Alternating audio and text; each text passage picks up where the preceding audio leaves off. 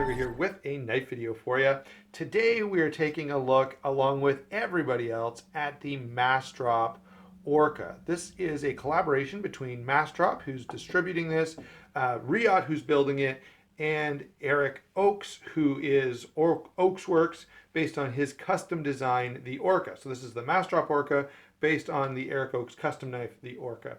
Let me say before we get into anything further that there are a bunch of variants of this knife, and I've linked in the description box the link to Massdrop where you can check these out. And if you click that link, you can see it's about, you scroll down a little bit and you'll see a picture showing all the different colors and all the variations that are available in this. So there's lots and lots of possibilities for how you kind of finish this out, including one option that would cost quite a bit more, where you go with Mokutai on the clip and the pivot, I believe. I could be wrong on that, but go and check out the picture and you'll see what I'm talking about over there. And of course, from there, you can also buy whichever variation of this knife you happen to be interested in. All right, so let me go ahead and get into some of the details here. And I have to say, overall, guys, this, I think, is another win from Massdrop. So far, the standouts to me have been the Crux, the Keen, and now this. The others, I mean, I've had some others that were pretty good, and I know others have as well, although most of them have been a little small for me. But this one is really, really nice. Maybe not quite on the level of the Keen, which I think is the best thing Massdrop has done to this point, but it is right up there. And I think it'll be appealing to some other people that maybe weren't crazy about the Keen, will like this a little bit more. So let's go ahead and start working through the specs on this. And look, guys, as I go through each point, I'm just going to tell you, I am pretty happy with basically every detail of this knife. I'll try to hit on a couple things along the way that maybe somebody won't love, but I'm pretty darn happy with this, including the size and weight. So size and weight on this guy is 8 1/8 inches overall, 3.5 inches on the blade, 4 9/16 on the handle. Weighs in at a fairly hefty 4.8 ounces. That's for the G10. I think the carbon fiber one might be a little lighter, but you're going to pay for that, shaving off a couple of ounces. I think it's an extra $125. So I think these go for like $200. If you go to the carbon fiber Mokutai, it's $325. Now, given those materials, that's still a pretty attractive price point. It's crazy how the knife is kind of blending into the background here. Anyway, still a reasonable price point. The other thing I have to say about this is I was really curious about what Riyadh was going to do for $200.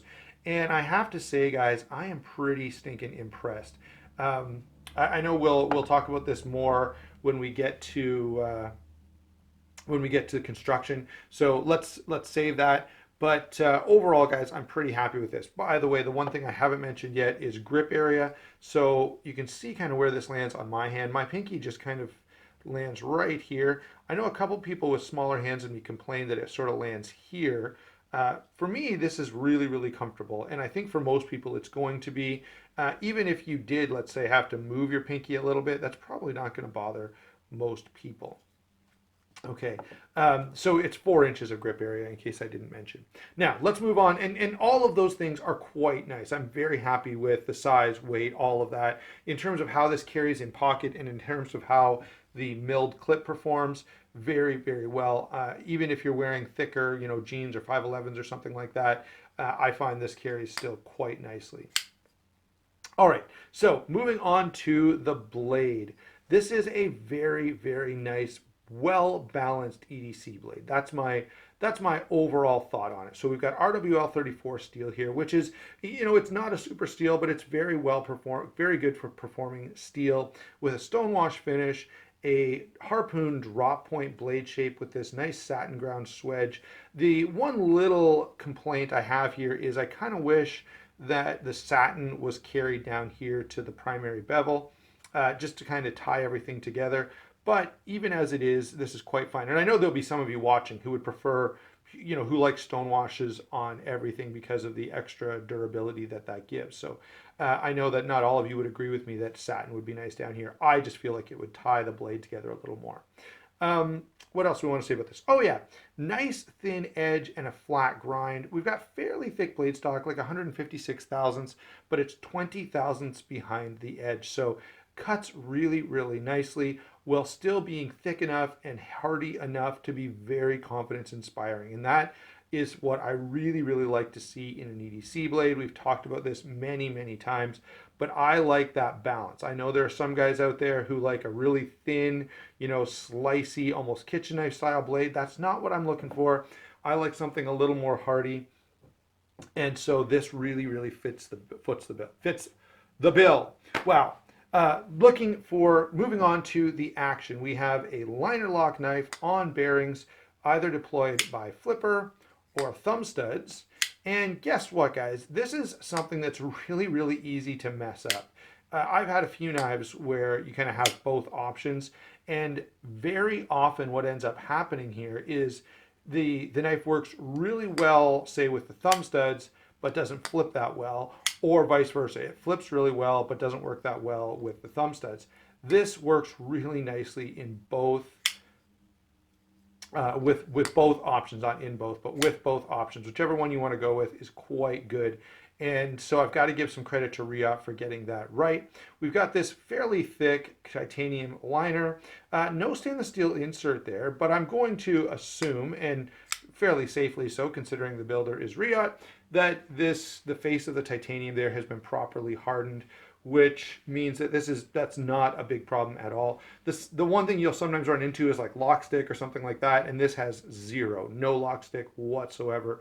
It's actually quite good in terms of, and this is something I always tell you guys about when I'm playing with a lock and deployment. I want it to be easy and I want it to be comfortable. I don't want to have to like fight to get my finger in here. I don't want it to be, painful to push on the flipper tab. I don't want anything inconvenient or uncomfortable when it comes to locking and unlocking or closing and opening the knife, deploying it. And this really, really delivers that. So it is really nice fidget knife. The detent is absolutely dialed in, which is what we would expect from Riot.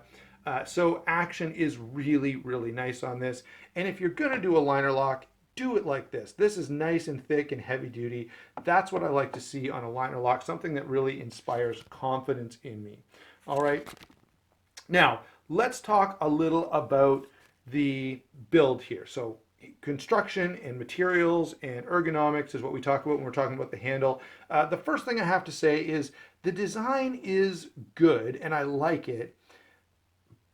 Normally, and I don't know how they pulled this off, okay? Normally I hate faux bolsters. But for some reason on this knife, it doesn't make me crazy. I still don't love it, and I'm not sure how I would feel about whether, if we just took this part of the handle and just carried it forward, so the whole knife looked like that. Honestly, I can kind of imagine that I would like it. I'm just not sure. Maybe that extra detail of the bolster is what draws me to this knife. I don't know.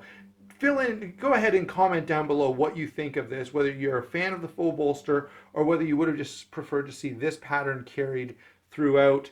The other thing that would have been really cool, I think, is like a layered G10 here, or something along those lines where you'd see, some variation in that handle, which could have pulled off that extra detail without doing a full bolster. Anyway, generally I'm not a fan of full bolsters, but on this knife I actually kind of like it. Now, let me make a point here about construction and material choices here. There is an expensive version of this knife, okay, with the Mokutai and the carbon fiber, and that's good. And I like it. It looks kind of cool. I've seen tons of pictures on Instagram and stuff, but to me, this knife had so much potential as this really nice, comfortable user. A knife that kind of checked all the knife snob boxes, had great action, nice materials, really well put together, just, gave you that high-end feel, but is a really practical user knife. So, a plain titanium clip, it's already stonewashed, so a little bit of bumping or scraping is not going to be a problem. The blade, same thing. G10 handles, very durable, very reliable. This is a knife that you just don't have to worry about that much, that you could carry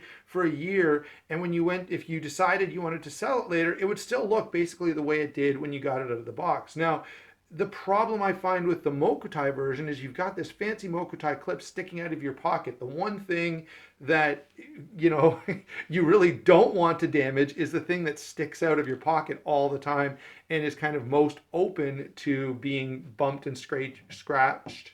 And I don't know why scratch was hard to say there, but, you know, beat up. And so for me, the minute I looked at this, I kind of scrolled through the colors and the options, and the black with bronze just popped to me. I really, really like this configuration. Now, as I said, there are lots of options. Maybe you'll make a different choice than I did, and that's totally fine. All right, so let's get into this a little bit now. We've talked about the materials. We've talked about the G10 here, which I like, the faux bolsters. I really, really like the detail here on the back spacer. Again, one of those things that gives you that touch of class and makes this knife feel very high end while still being a knife that I'm quite comfortable carrying and using. Nice, heavy, thick liners. I've got to say, I really, really like that. Now, we could have maybe milled these out to save a little bit of weight, but you know what? This is not a huge knife, so I really don't think, you know, if this was a 9-inch knife or something and you could take a lot of material out of there and really save some weight, it probably would be worthwhile. But at just over 8 inches and just under 5 ounces, I feel like it's fine for weight. So that step wasn't really necessary. In terms of material choices, I like this one, as we've already talked about. Now let's talk a little bit about ergonomics, because this is an area where this really shines. Now, this is a smaller knife, and the handle, the grip area isn't all that huge. We already mentioned that it's 4 inches, but in hand, this knife feels phenomenal. It is really, really comfortable, and that is important for a knife that's, you know, it's not a small knife, but it doesn't have a huge handle, and the blade to handle ratio is pretty nice. And so the fact that this feels as good as it does, and I think that's largely because it's a little thicker. So this is 9/16 thick instead of, you know, a half inch or under a half inch that we're used to seeing from a lot of folding knives. And that extra little bit of handle thickness, I think, is what makes it so comfortable in hand. In terms of texturing, also very nice. The stippling here and the bit of geared backspacer there work well. There's no thumb ramp here, but I actually like that because there is a nice big landing strip here where I can get my thumb and do some cutting tasks with a lot of control. So I do really, really like the overall ergonomics of this knife. I think it's quite a win. Okay, let's see. I think we've covered just about everything I would care to cover. So let's go ahead and do some comparisons. Let's point out, again, this guy lands at $200. Okay, so let's grab another Riot option and bring that in for our first comparison. This is one of my favorite knives of all time, the Riot Torrent. Great knife.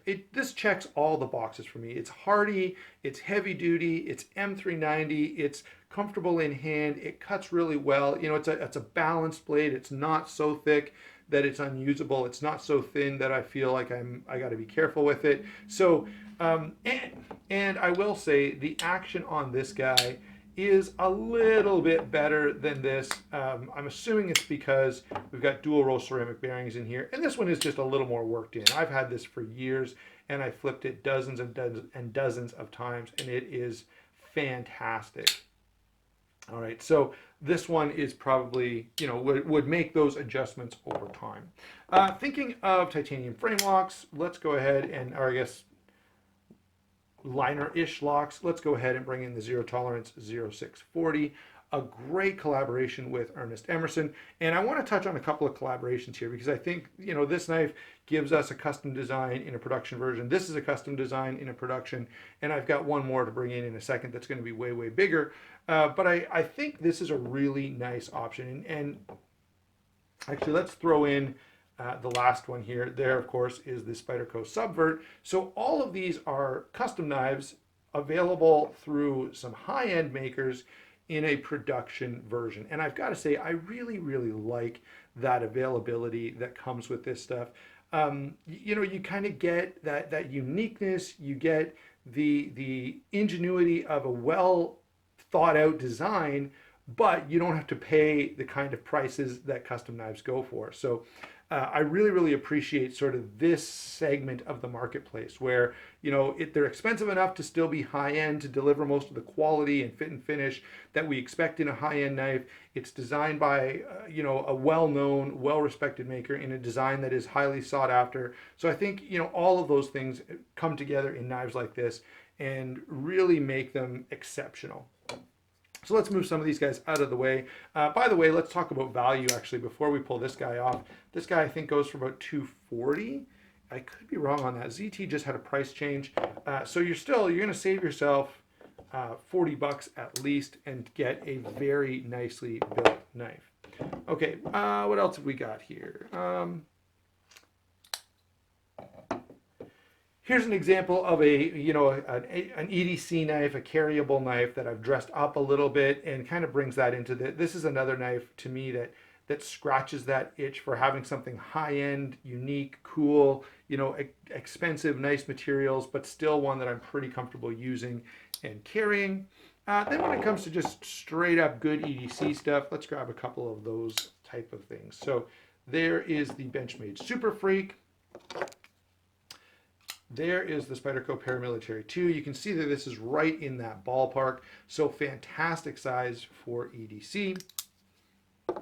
And let's pull in one more knife that I think lands in a similar spot because of some of the things that it's doing. So here we have a similar idea. Carbon fiber, bearing pivot, meant to be used and carried, but also to offer a little bit of that high-end class that many of us knife snobs like to enjoy.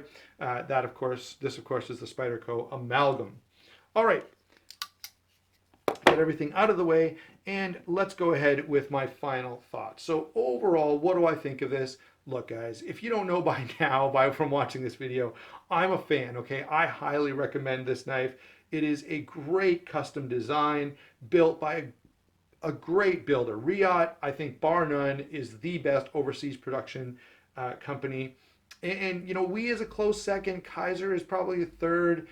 Best Tech is in there somewhere, maybe a little below Kaiser, who I think has stepped up their quality lately. But Riot really, really kills it. And so if I was a custom knife maker and I wanted something built that would be affordable but come as close to the level of quality that I would want to build my stuff to, I would be looking to Riot for my collaboration, right, to build the production version of my knife. And it makes total sense to me why so many makers do that.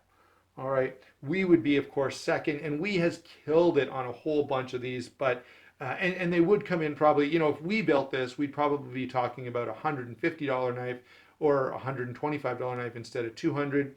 But that level of fit and finish, that level of quality, that feel of excellence is definitely there from Riot. So huge, huge win, I think, from Massdrop here. Another one. All right, this will make 3 Massdrop collaborations that I just absolutely adore. The Crux, the Keen, and now this guy. And hopefully in a few more weeks, I'll be bringing you another, because I believe the production Mordax is going to be dropping, or going to be shipping sometime the end of June, early July. So looking forward to that a whole lot. Do I like this? Yes, I love it. It really delivers it checks all the boxes. It gives me something quality, high end. It's not too big, so I can get away with carrying this in a lot of places where maybe this, wouldn't work out that well, or where, you'd never want to pull out the subvert, where this is not a problem. So yeah, this really does it all, and it does it very, very well. Thanks for watching. Don't forget to use the link in the description box. That does help the channel. Don't forget to like and subscribe, and we will talk to you soon.